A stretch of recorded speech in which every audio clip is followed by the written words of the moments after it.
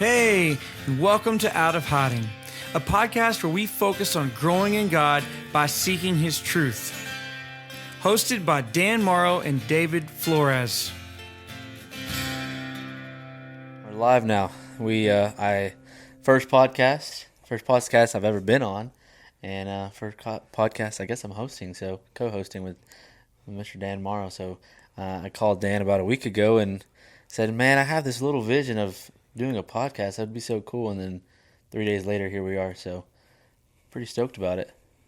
Well, that's one thing I've noticed about you, David. You're on go a lot. When you get something on your mind, you're gonna go full steam, which I respect that. But it's also a tiring life and existence if you keep at it. Yeah. A lot of people tell me I'm chasing squirrels. So Yeah, that's part of it, I guess. I guess so. Well, Rylie? Yes, sir. Welcome. Well, thank you. Glad to be here. Yeah, I'm glad you're here. Tell me a little bit about yourself. I know you got a recent victory in your occupation. How about it? Yeah. So, my name is Rylie Alsobrook. I'm 26 years old. Been going to Radiant for about, I think, going on 3.5 years at this point. Love the church, love the opportunity to serve here. I do a few things around here with sound and worship and occasional host spot every now and again. My day job that I just recently started this year in August, I'm actually a robotics teacher at Martins Mill. That was. Do you teach the robots? What do you teach We them? teach the kids primarily. There is a little bit of training involved with the robot itself, but primarily we're teaching the kids how to build robots. It was something that I fell in love with in my own high school career there at Martins Mill. Mm-hmm. We started the program my 8th grade year, and I did it my freshman year. We ended up getting second place at the state tournament that year, which was sick. We were super stoked about it. Our first year as a team to go to the state tournament, get second, that was a big accomplishment for us. And then the next year we went back and we got second again, and we were absolutely ticked. The second place didn't taste quite as good the second time because we knew we could do better. And then we went back the next year, which was my junior year. We won state. And Martins Mill hasn't lost a state title since. 10 times, right? It was 10 years this year by the grace of God alone. That's awesome. So yeah, I am really, really loving that as a career these days. So before you get too far in that. Yeah. So how did I know you did construction because you worked with me. Rylie and I worked together. In case you don't know us, he worked for me. A couple years? God bless you, right? I think maybe 3 years. Well, maybe 2.5. Yeah, right out of high school or right out of college. Yep. But I mean, it's a huge career shift, guys. If you don't know, construction is high pressure, high intensity. It's cutthroat. It's all these things. And what I've learned about Rylie is he's, you're the opposite of all those. Individual. No, I'd more often rather cut my own than have a stab at somebody else's. Yeah. So tell me about the change going from that cutthroat, high intense, dog eat dog career to the teaching path. Like how did that? Absolutely. So I'll start with how I even got into construction in the first place. I was going to college. I was in kind of my last year, my senior year of college, and didn't really have much idea of what I wanted to do. I mean, I'd always had the dream of being a teacher. Like I had known that since about my 11th grade year or so, that's what I eventually wanted to do. But I didn't see a direct path to that at the time. So I was really trying to think about, just any job that was out there that I'd have fun doing. And just, I got the idea out of nowhere to call you up because, Luke, Dan's oldest son, was one of my best friends, and he was going to college with me. We were in all the same classes, and I just got the idea to send you a text and see if you could use any help around the office. And construction had never been an ambition of mine And so I really don't even know where that inspiration came from. I mean, looking back, it was a God thing. Mm-hmm. You know, there was something that needed to happen there that didn't really have a whole lot to do with my career, but just some growth that I needed, a path that I needed to go down as a person. And so I gave you a call. Wait a minute. Right there, I'd like you to elaborate a little bit, because we hear that term thrown around a lot. Well, it was a God thing. It was such a God thing. I would like to elaborate on that being a God thing, because you said you really had no aspirations for that. Right. You really had no, but however, God had a path. So let's talk about that. Absolutely. So, like I said, construction had never really been something that I had any desire. Like, I'd enjoyed building things. I've always enjoyed working with my hands, but like, again, it wasn't a career aspiration. But I got this feeling one day, it was like the idea just spontaneously generated out of nowhere. Yeah. To text you, and I thought of it as like a nice stepping stone, maybe something I'd just try out for a summer or so, get some good experience. And then whenever I started working for you, it felt like home so quickly. Like I so quickly built some incredible relationships, like some of the most cherished relationships in my life at this point. So looking back now, you have the beauty of being able to see the past, right? Right. So tell me some things that firm it up in your mind. For sure, you know it was a God thing now, because obviously it's already happened. You're where you are. What are some key indicators in your mind that really shore up that position that it was a God thing?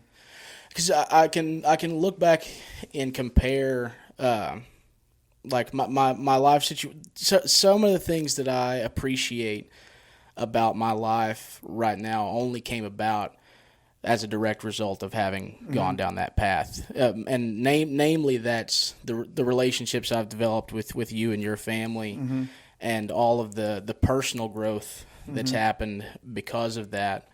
At the time, my parents had just gone through a divorce, and I was kind of in survival mode. I mean, definitely completely in survival mode emotionally.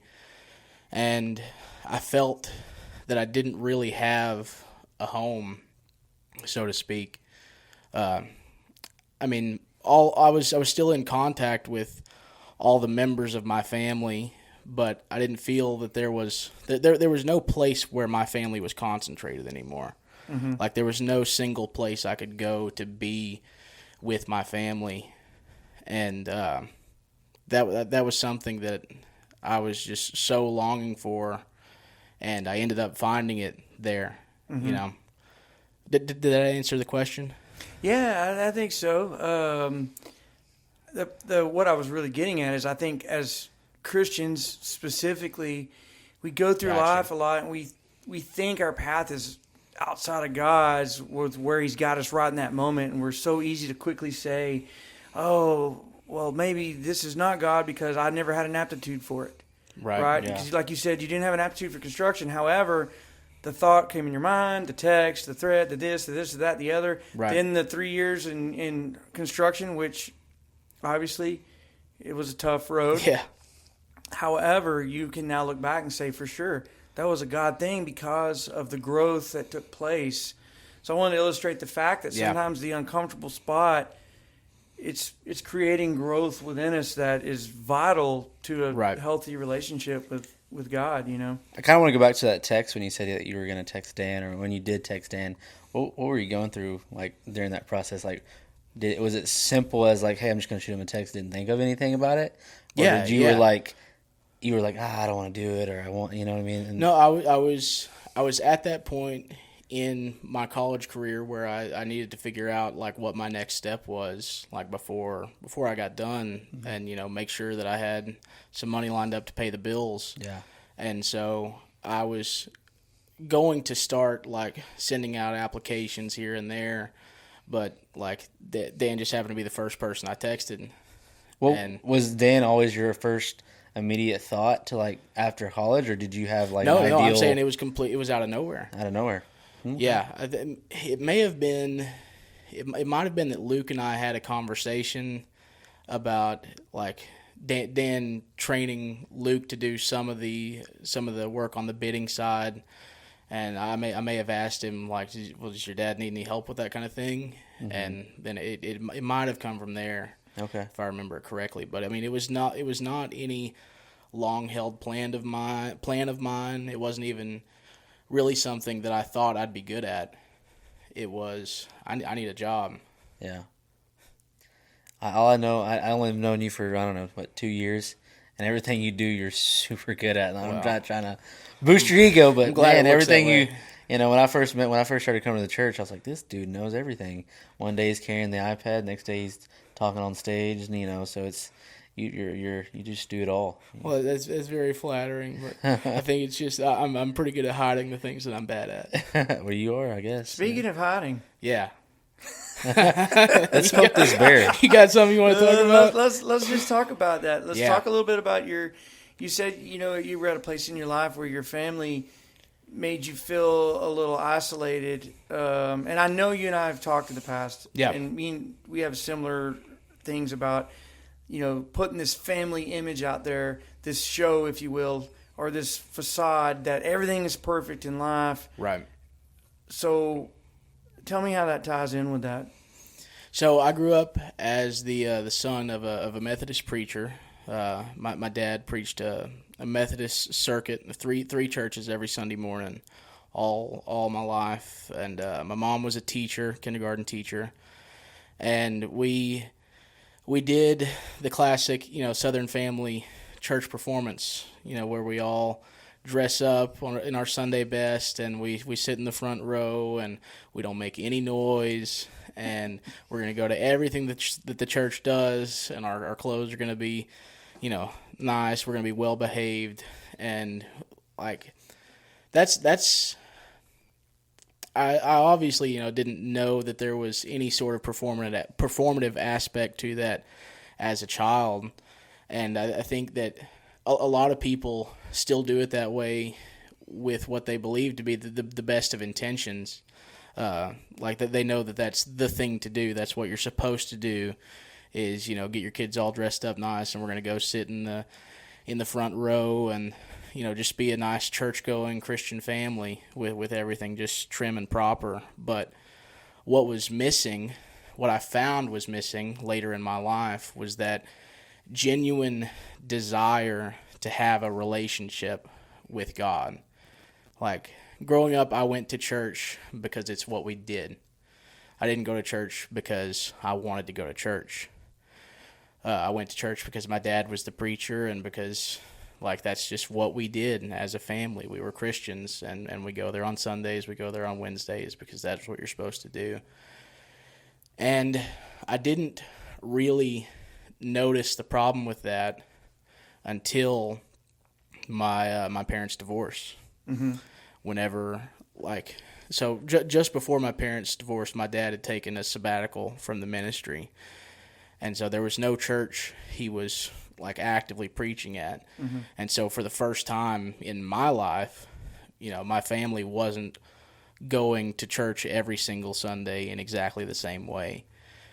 And whenever my parents got divorced, and I had moved out to a house in Tyler where I was going to college. When I was living on my own, I stopped going to church. Mm-hmm. Because I didn't have a church home. You know, I didn't have a church that I like. Well, my dad didn't preach at a church, so I didn't know where to go. And I had tried a few local churches, like some in Athens and some in Tyler, and just I didn't feel it. I did not feel it when I went. Do you feel like maybe your dad preaching and being your preacher was some way wrapped up in your church identity? Yes, very much so. Mm-hmm. Very much so.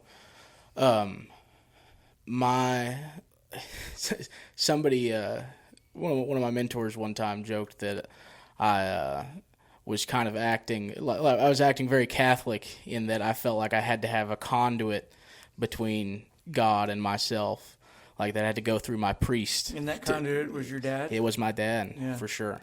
Mm. And so whenever my relationship with my dad changed, I would say that my relationship with Christ changed, but what really happened is that I realized I hadn't cultivated one. Mm-hmm. I had never taken the time, or I'd really never known that was something you needed to take the time to do. Yeah.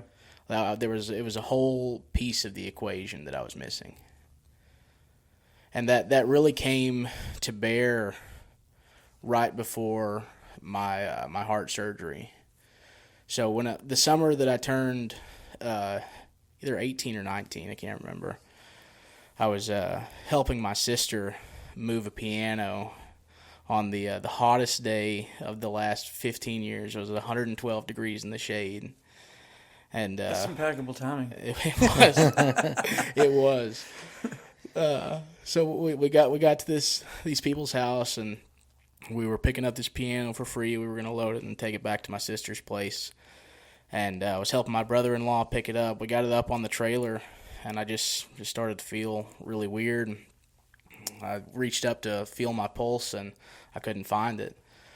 And then 30 seconds later, I was puking, and then I just passed out. I regained consciousness almost immediately, and we rushed to the hospital, and they said I had what was called a vasovagal response, which is just your brain telling your body to shut everything down because you're hurting yourself. And that started this whole chain of events, led to us discovering that I had a genetic heart defect that caused an overgrowth of muscle on the inside of my heart, and I would have to have open heart surgery to fix that. And so when I was 18, I'm facing the prospect of this surgery where your heart literally stops. They literally stop your heart, and they hook you up to a heart and lung machine that'll breathe and oxygenate your blood for you, and they do the operation, and they try to start your heart back up. But that's a pretty daunting word there, is try to start your heart back up. Can you kind of go back and tell me the timeline? So was this before your dad started preaching or after your? What is that timeline? It was right after he stopped preaching, but right before my parents got divorced. Oh wow! Is when we found out about the heart condition, and so my parents' divorce actually took place in between when we found out about the condition and when I had the surgery. So the stress is there's a lot going on in this short amount of time.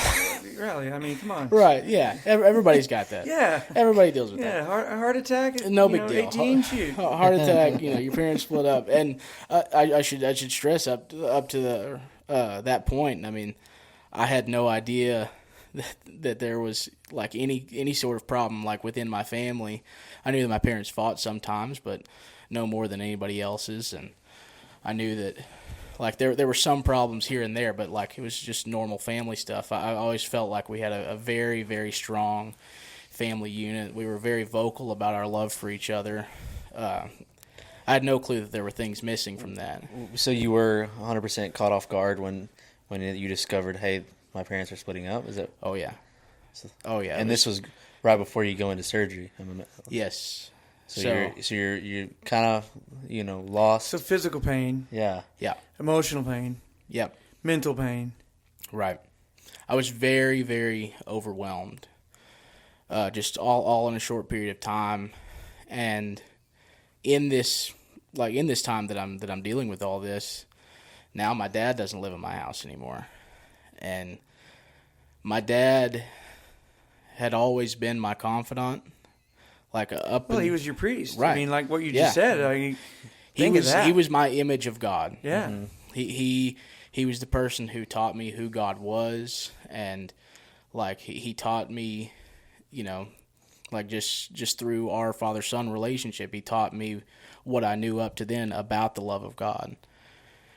And like right up until I found out about the divorce, I mean, like there was nobody on this planet. I mean, you take Jesus out of that equation, but like there was no normal person on this planet that I wanted to be more like than my dad. Like he was my best friend. Nobody even came close. I didn't have a lot of friends as a kid, and so like that was like the main anchor relationship of my life, and so much of my identity and my self-worth was tied up in that relationship with him.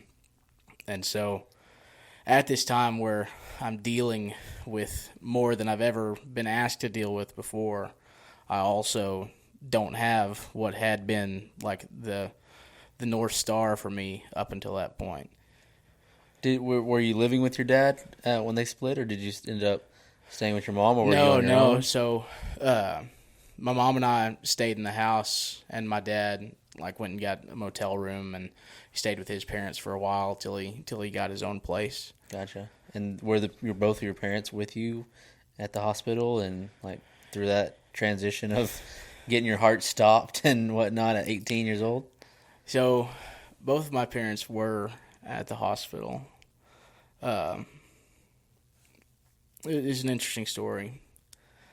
So my parents had separated right before the surgery, and a few days before the surgery, my dad had come by the house to see me and grabbed the last of his stuff that was still there, grab all of his clothes. He went to the bank to separate the money from the accounts, like to get his last paycheck that had been deposited. And he was really kind of living out of his truck at that point. And so he had everything he owned, every dime that he had to his name, like on his person in the truck.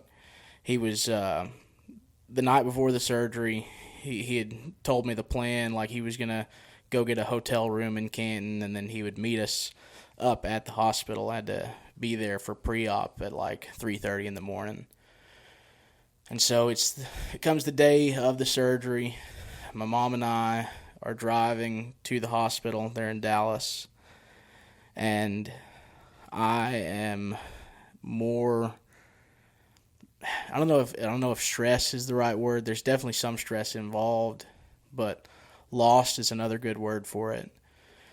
Like there's a lot of fear in. Well, you're in a spot where right. This could At change 18, forever. Like right. I could be here now and be gone. Absolutely, from this earth. they're going to cut me open and stop Yeah. my heart in a few hours, and they're going to perform what is one of the 5 most deadly routine operations that they do in hospitals. And so I'm wrestling with that, and I am so longing for my dad in that moment to be that rock, that anchor, that place I can go to with this fear, and have him just like help me calm that anxiety and reassure me that everything's going to be okay. And so all of this is swimming through my head. It's 2:30 in the morning. We're on I-20 headed towards Dallas, and my mom's phone rings, and she answers it on speakerphone, and it's my dad. He says that he's in Dallas already. He drove up early, and that he ran out of gas, and he was on the side of the road walking to the nearest gas station to get some gas to put in the truck when he hears glass break and his truck drives off. There's some things there that don't make sense. So a thief stole it with a gas can? Apparently. Man, you That- gotta watch out for those gas Right. can carrying thieves. Right, but I did not have the bandwidth at the time to think about the logic of that story. What I'm thinking of in that moment is how much I need this man to be there for me, to give me this comfort, to reassure me that everything's going to be okay. And like in that moment, now the roles are reversed to where I'm worried about him. You're being the dad and he's being the son, and Yeah. in that respect. I'm worried about him because I have no clue where he's going to stay. I have no clue what he's going to wear tomorrow. All of his clothes are in that truck. I have no clue how he's going to even eat lunch today. Like, all of his money was in that truck. And, yeah, I was in that moment, like, I switched to being the dad and, worried about my dad, and on top of all of this. Top of going into the biggest surgery of your life, possibly, Right. And it wasn't a realization that I had at the time, but looking back on it now, I can see just what a powerful lesson that was in that moment in time, where, like, I can see so clearly now that it was God telling me, watch what happens when you put your faith in men. Wow. Yeah, that's good. Like, this was the man that I had idolized, my entire life, and God just made him low, like, brought him low in that moment, and showed me, like, that there's no security in that. Like there's no security in putting your faith in men. That's awesome. Well, I think that there's a really, really good story in that phenomenon. My dad was married a long time. My dad was a pastor. My dad was a music pastor, minister. Right. And him and my mom got divorced after 35 years of marriage. Things were, rocky.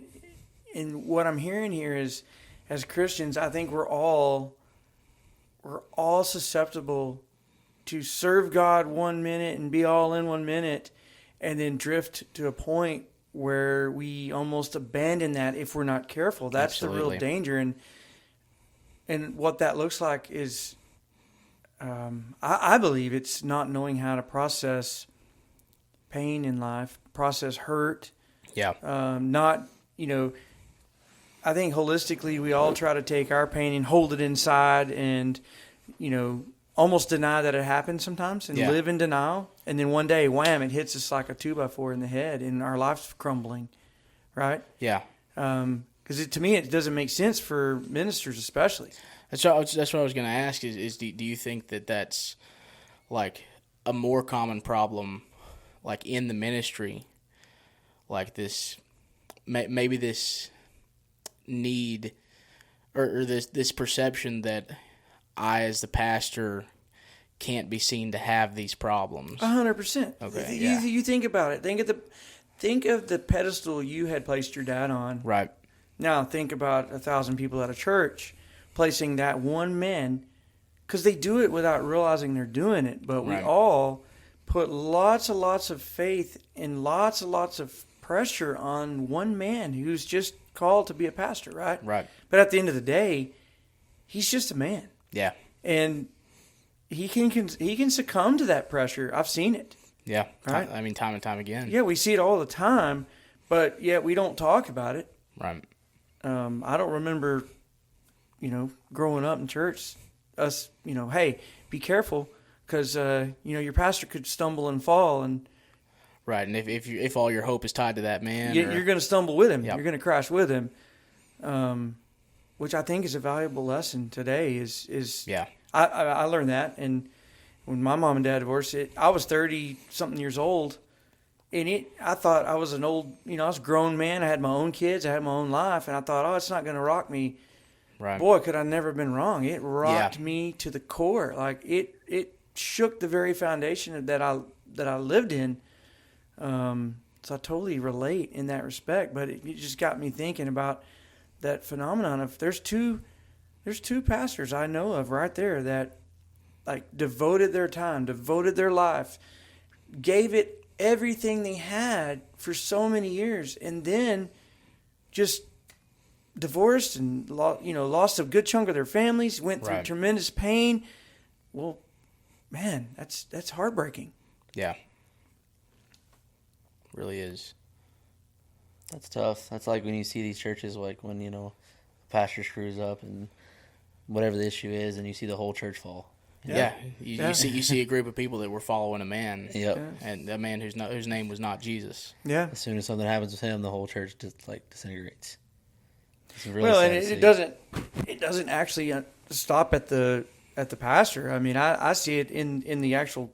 I've seen it in the church where we as Christians are called to express the love of Jesus relentlessly, right? However, Right. when we find out so and so did so and so, we're so quick to cast judgment on them and then treat them differently when they come in, to fellowship with us, and to Right. the point where it pushes them away. Like, that's sad to me. Not everybody does it. I'm not saying that's universally, right? But I've experienced that in my life, and I have actually experienced it on the back end. I have been that religious church person who, if you didn't meet the muster, I was done with you, rather than have patience and realize that you are also a child of God. And God the Father's desire is to bring you into fellowship in His timing and in your timing, Right. and it has nothing to do with me. Right. I think we all have kind of done that, though. in a Oh, way. yeah. I mean, I think if you say you don't, then you're very, very hypocritical. Because Yeah. Or deceived. To be deceived is one thing, but to be hypocritical is to, Yeah, also- you can be just naive to it. Yeah. I agree. So anyway, back to there. You were on the way there. You found out your dad's not going to be there. Devastating blow, and then we got a Right. little derailed. So I'm assuming the surgery went well. It did. Well, You're still here, I am still here, but that was another God thing too. The surgery, I mean, from a medical standpoint, did not go well at all. Like it did not. Nothing was as it was expected to be whenever they actually got in there to do the operation. Firstly, my heart was actually set much deeper in my chest cavity than what they had thought from the imaging, and so whenever they got in there, they had far less room to operate.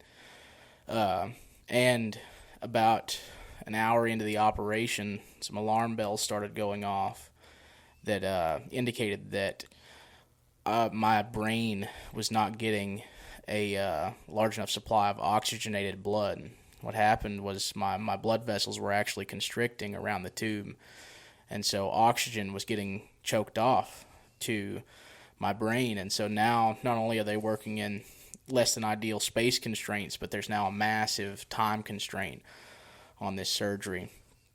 But again, another God thing, the greatest heart surgeon in the world at the time happened to be doing a residency at UT Southwestern in Dallas. And so Dr. Pietro Baona was the surgeon who did my surgery, absolutely world-renowned heart surgeon.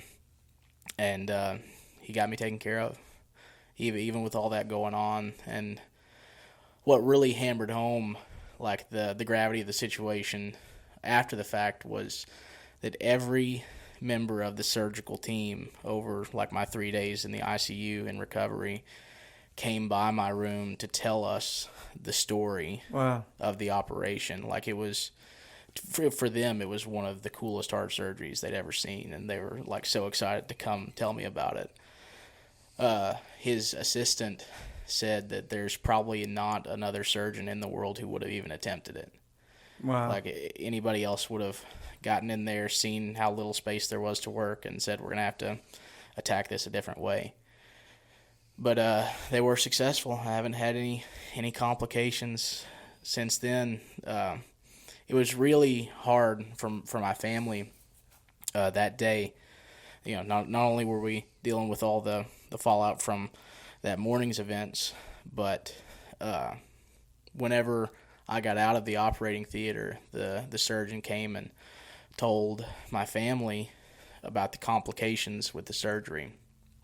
And the phrasing he used was, now we do have to inform you that the supply of oxygenated blood to his brain was restricted for quite a while. I am reasonably confident that he will wake up. But when he does, there might be some damage there that we have to deal with.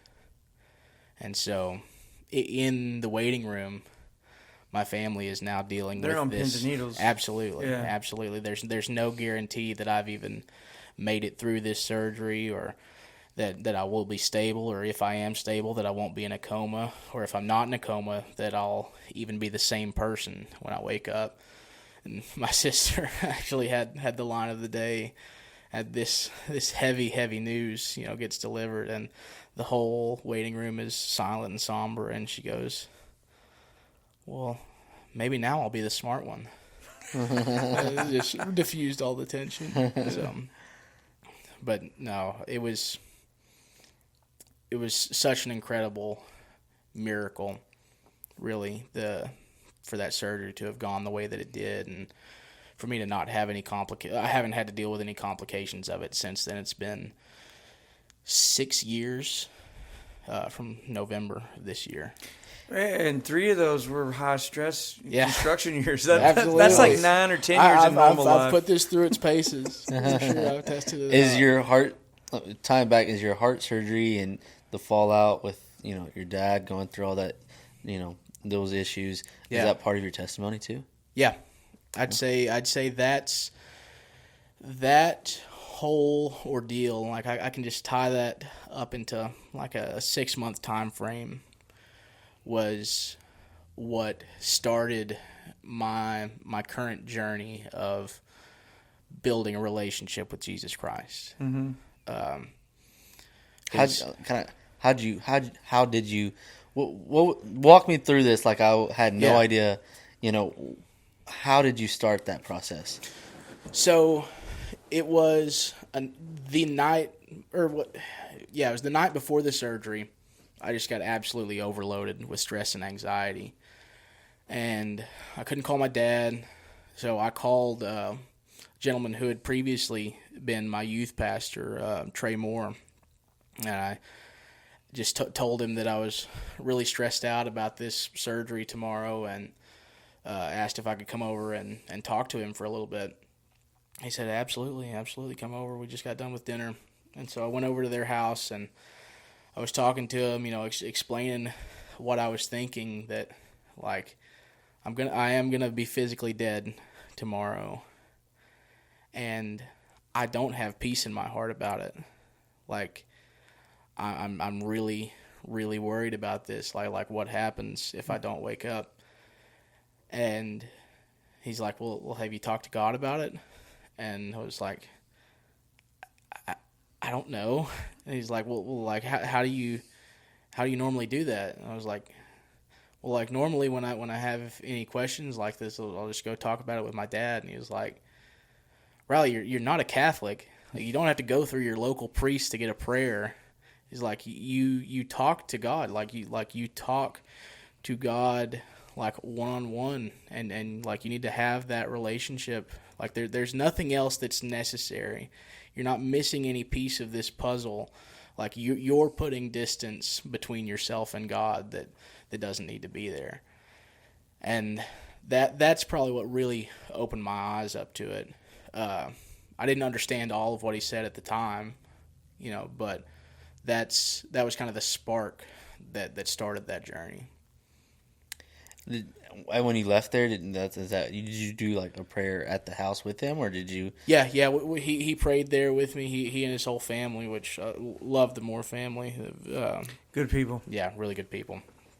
And prayed with all of them, and then just spent a lot of time that night in prayer, and was just. What does that prayer look like? Are you like, are you trying to? At that time, did you feel like you had a relationship with Jesus, or did you feel like you? Not in the way that I do now. Yeah. Was it just kind of like, hey, I don't know, what's gonna happen, like? Yeah. Or there was a little bit of that. Because sometimes when I go into prayer, I don't know what, I'm just like, God, I am so stressed. Yeah. I don't really know. I don't know what I need. I don't know how what the outcome of whatever the situation I'm in is gonna be. Like, right. Please help me. So, like, what? It started with like just an expression of anxiety and fear. Just kind of talking to God about what my worries were at that time, and then it moved into this place of gratitude, like of just. So stop right Yeah. there. I know this guy that kind of had a similar pattern. I don't know if you guys have ever heard of him. His name was David. Right. Have y'all heard of that guy? Yeah. David never heard of him. No. Yeah, David never heard of David. That's weird. But anyway, sorry to Yeah. interrupt. No, Yeah. I mean, I just started thanking God for the experiences at almost as you would say goodbye to somebody, like in parting as a friend, like, hey man, thanks for all that you've done for me. Like, it really meant a lot to me. Like, I was in that moment where it wasn't unreasonable to see this as like the potential like closing moment of my life. And so I just started to express some gratitude, and before I knew it, I'd spent like just 30 minutes thanking God for all these different things that he had done in my life, and for the amazing experiences I'd gotten to have, and for all the people that I'd gotten to love and that loved me, and it just entirely overwhelmed that anxiety. Like, in that moment, it was all replaced. So, I don't know that I could have gotten to even that point at certain times of my walk with God, because some of the teaching that I had is, if to come to God and ask questions, that meant I didn't have faith in Him. Right. And so that inner turmoil started of, well, if I don't have faith in Him, maybe I'm not really Christian, maybe I don't, blah, blah, blah, blah, blah, blah, blah, blah, which never led me to gratitude or to thankfulness. It led me away from God. Why not just, what are we doing here, Right. So I really wanted to illustrate that. I think that's beautiful. I think it's a beautiful story. It's a beautiful thing to be able to really realize that God wants us to come to Him. David went to Him with his pain and with his confusion and with his trouble, and he was really bold about that, Right. like you were. And I love the fact that you said it took you to gratitude, and then what does gratitude usually lead to? Maybe some peace. Yeah, absolutely. I mean, like I said, I was overwhelmed with it in the moment, and like fell asleep, like giving thanks to God, just in that moment of gratitude. And it just I felt so much love in that moment as well. That was the start of your journey getting back on track. Yep. Oh, awesome. I mean, not even back on track, just getting started in the first place. Yeah. Well, I mean, I thought that I'd gotten started, but Yeah. it was just naivety on my part. Gotcha. Not to dig too deep into your family, but I guess it is in a way. Do you have relations with your dad and now? Yeah. Okay. No, so my dad and I, it was really rocky for a while after that.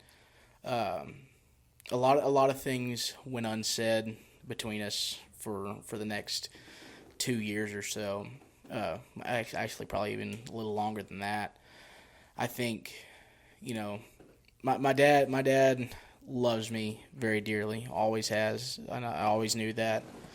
And my dad is a good man, a really good man at heart, and I know that experience of him not being there for me in that moment, like, hurt him like pretty badly too. Like, he knew that he really messed that one up, and like it was all within his control, and he let it all happen. And I think that for a while, and he and I have talked about this a little bit, that after that there was a lot of shame and guilt that he had associated with that just built this wall between us, where we felt like we couldn't talk to each other in the same way that we had without just being smacked in the face with the pain of that shame and guilt. And that was the nature of our relationship, like I said, for probably, it was probably 3 to 4 years that we went on like that. We would talk very occasionally on the phone, like, and we might go fishing like 2 or 3 times a year. But even then, it was still just very surface level interaction. And that didn't change until I went to Men's Summit 2 years ago. And it was the last night of Men's Summit, and Tim Ross was the speaker, and he gave this just really awesome message about when Joshua was leading the Israelites into the Promised Land, and like when they crossed the river, God told them to wade out like waist deep into the water with the Ark of the Covenant, and he gave them this full list of things to do, this ritual to perform essentially, and after they had done it, like God rolled the waters back miles and miles, and everybody walked across on dry land, and he illustrated the difference between like that story and the story of Moses leading the Israelites out of bondage, where all Moses had to do was walk up to the Red Sea and lift the staff, and just boom, everything was done. Yeah. And Tim Ross was saying, miracles don't necessarily happen the same way for your generation that they did in generations previous. And oftentimes, God wants a little bit of work on your part. And so if you find yourself waiting on a miracle, waiting for God to roll back these waters in your life, it's probably time to get your feet wet. Mm-hmm. You're going to have to wade into that water to go and grab that miracle. You have to wade in faith. You're going to have to do your part for God to make that step. And that really, really resonated with me, because I had been praying that whole year. One of my like main focuses in prayer had been for the restoration of my family.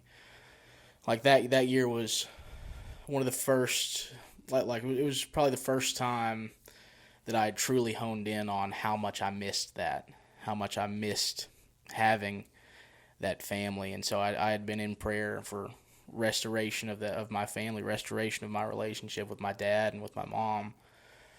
And I knew in that moment at Men's Summit that it was time to get my feet wet. Like I can't just sit here waiting on this miracle. I can't sit here and wait on something to change between myself and my dad. I need to go change it. Yeah. And so when we got back from Men's Summit, the next morning I called my dad and I said, "Hey, I just been thinking about our relationship lately," and I told him about the revelation I had gotten during that message the previous night. I said, I just want to start talking with you again. I said, I think there's a lot of stuff that you and I still have to work through, and I think it's gonna be awkward, like these first several phone calls. Like we haven't done this in a long time, and we've both changed. Plus, there's that layer of shame that's always just hanging out. There's that shame and that guilt between the two of us, and like there's times where this is gonna suck, but like I know that we can power through this and get to the other side to where we have like a genuine relationship with each other again. And we have done a lot of work on that front, and I feel like we're in a pretty good place at the moment. We're not where I want to be, and a lot of that's on me just as much as it is him. My reluctance to dive further into that relationship. But yeah, he and I talk on the phone probably once every 2 weeks or so. Really? Catch up. That's awesome. I'd like to talk more than that, and we will talk more than that going Get forward. your knees wet, not your feet. Right? Wading up the ankles this time. But yeah, no. I do love my dad, and it's awesome to have a little bit of that relationship back. that's been a great blessing. Yeah. Rylie, you've been awesome, man. Well, I got one more question before we close out. Absolutely. Is it genuine or genuine? I genuinely believe that it's genuine, and I think that when you dig into this, you began to see, just a different side of the argument. That's right. No, for real, Rylie. Thank you for so much for being with us. Absolutely. Thanks for the invitation. It was a real pleasure, man. I love enjoyed hearing your story. I love hearing your passion. David, thanks for helping facilitate this. Yep. I just love being able to kind of listen. I think that'll bring true to a lot of people. Get your feet wet. Absolutely. Go out and go do what you need to do. So for sure. Love that you shared that. So, like I said, first podcast, and we and Dan both. I feel like it's already a hit. Even if I'm the only one that listens to it, I feel like I may listen to it a couple times in the truck myself. Yeah, so right. Yeah. We don't got to worry about that. I'll tune in the views for us. Well, that's awesome. Thank you guys so much for the invitation. It was awesome. I had a great time. Yes, sir. All right, guys. Well, have a good night. Good night.